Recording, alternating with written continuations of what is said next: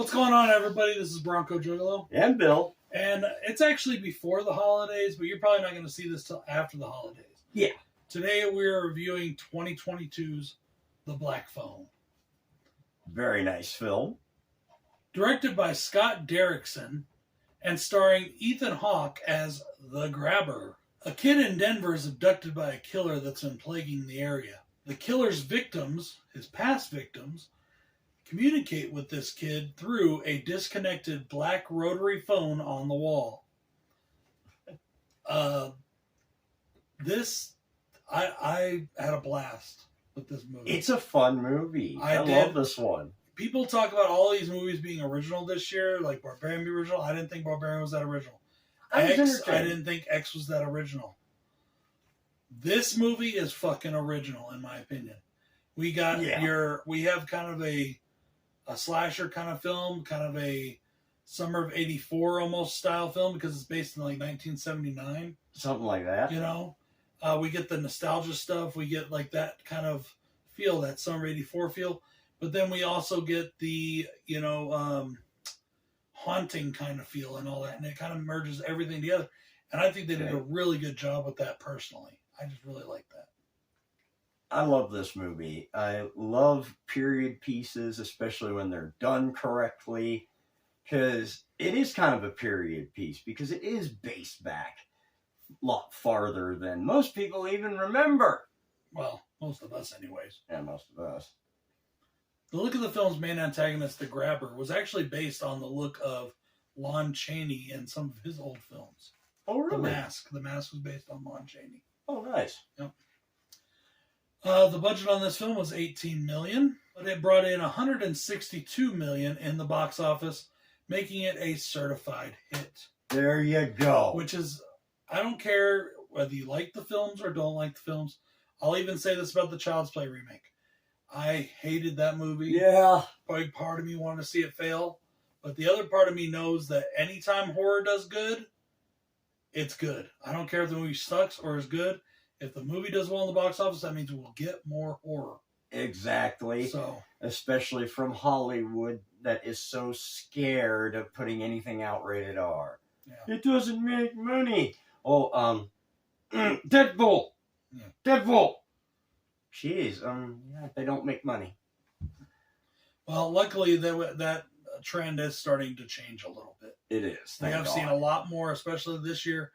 If you ask me, we've been blessed in horror this year. We have gotten so much. Some good stuff. Some people may not like this movie or that movie, whatever. Yeah. But we have gotten a lot of good quality horror this year. We have, and on streaming services too, not just box office, streaming services. Yeah. We've gotten some new horror, which is awesome.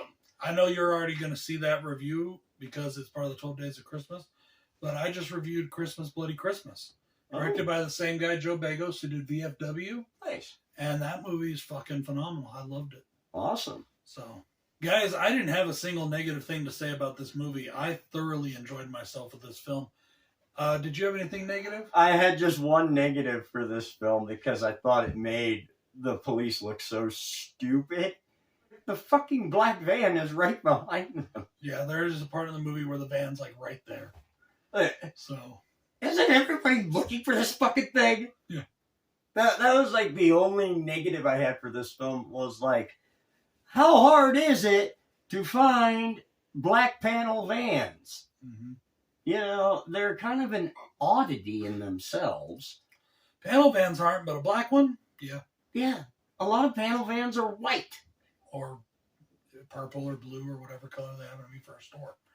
But anyways, yeah, I had no negatives. That's his one negative. Yeah. First positive for me is that this film is set in Denver, Colorado, which is, of course, everybody knows my hometown. Yep. And whether people say, oh, that might make your hometown look bad, I fucking love it. I love that this was set in Denver. Yeah, it's not bad at all, that it's set there. Who cares? But I guess we're going to start doing that, with pros.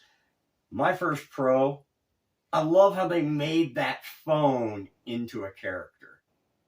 That phone, that simple rotary phone that wasn't plugged in at all, turned into an actual character, many characters in the film, because it was all of his victims. Yeah. phoning in. That is a really cool insight that the phone itself becomes a character, and I really like that.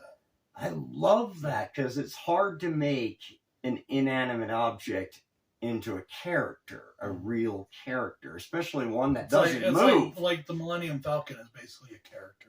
Yeah, you're right. I mean, but the Millennium Falcon does move. Well, I know, but it's not a person, it's not a robot, it's just a ship, but it becomes a character almost. Yes. You know. But yeah, we have this phone that, God, I wonder how many people who saw this film, actually, now that I think about it, went, that's a phone? What is that fucking, or before they even knew it's not a black cell phone, people. Before they even knew it was a phone, how many people just went, what's that fucking thing on the wall? Yeah. What is that? Yes, people, we used to use these things. Guys, one of my biggest pros for this is the mask. Yes. I love the way it looks. And mine as well. I love that it changes, that it has different pieces to it. Yeah. And it can make it look different in different stages. And those are all just fucking awesome and phenomenal to me. It was designed by Tom Savini. The mask was fucking awesome, you know. Fucking love it. Yeah. That's actually the one. He hasn't really done a lot lately. He's kind of retired, but he did do that mask, so that's dope. That is fucking awesome because Tom Savini is the fucking man. Yep. All right, my next pro for this film is this film might be a slow burn, but this slow burn really adds to the hopelessness of the atmosphere and overall,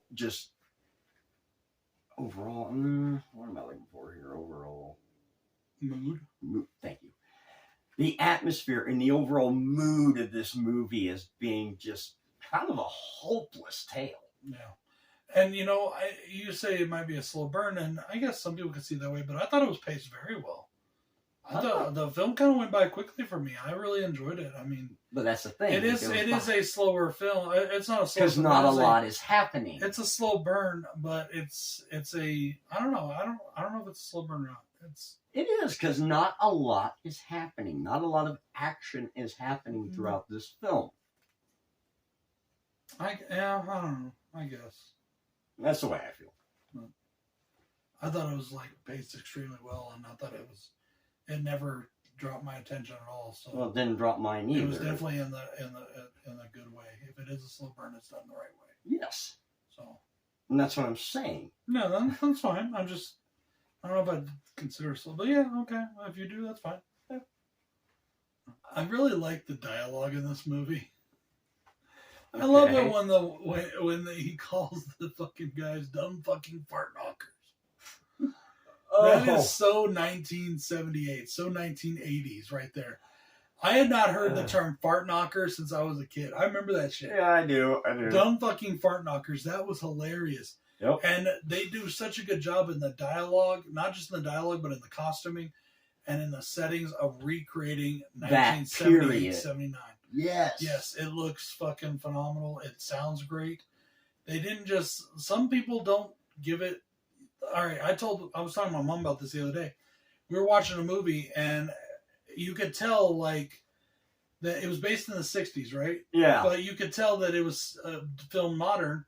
Because all of the supposed hippies and stuff, they didn't look like hippies should have. Like, okay, they look really good in, say, Forrest Gump. That looks realistic.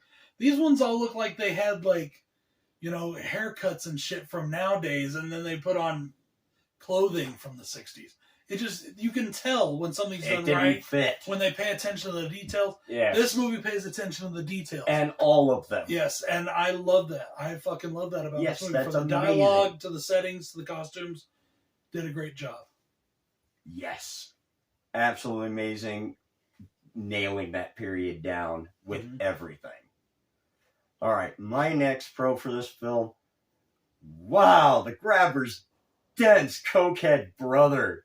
Yeah, he was one what of the fuck? He's one of my fucking. I my don't I don't want to give it away, but let's just say that. Well, fuck, giving it away the grabber even has a brother is kind of a spoiler. But all right, so that's a small spoiler. He's a pro. But the grabber's brother is a pro. He's fucking clueless, and it's just fucking fun. That part's a little funny. There are several funny parts with this guy and his interactions in this film. He's not in it a lot, but I loved him enough to make a mention of him because it's like, wow, how could you be so fucking clueless? Yeah, I get you. One of my favorite parts about this movie, as I said, is it's just fucking original. Yeah. They took so many ideas and they made a really good original film from it. And it didn't disappoint in any way. I watched Barbarian a little while ago and I liked the movie, but it's a good movie. There was a point in it where it lost me. And it never really picked me up as well as it did in the first part of the movie.